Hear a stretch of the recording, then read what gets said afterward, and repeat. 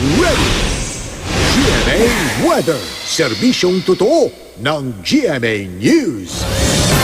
Mga kapuso, magtatagal pa yung low pressure area na dating bagyong Domeng sa Philippine Area of Responsibility.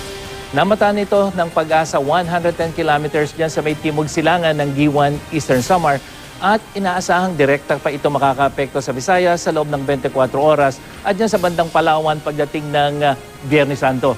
Sa datos ng The Weather Company, inaasahan bukas ang minsang malalakas na ulang dala ng LPA dyan sa Western at Central Visayas, sa may rehiyon ng Mimaropa at Bicol, kaya maging I am ready po sa banta ng flash flood at landslide.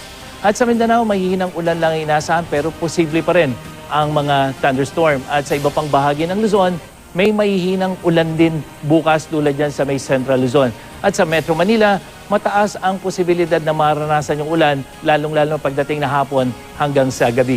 At para sa ating Holy Week weather, dyan po sa mga pupunta sa Baguio hanggang Easter Sunday po ang posibleng mahihinang ulan sa Baguio City.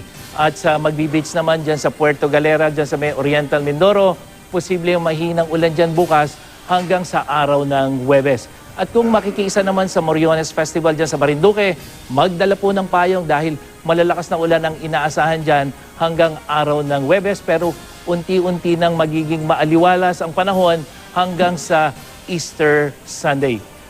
At yan ang latest mula sa GMA Weather. Para sa iba pang weather update, bisitahin ang www.imready.ph at ang social media accounts ng IMReadyPH. Ako po si Nathaniel Cruz. Magplano para sigurado. I am ready. Serbisyong totoo ng GMA News.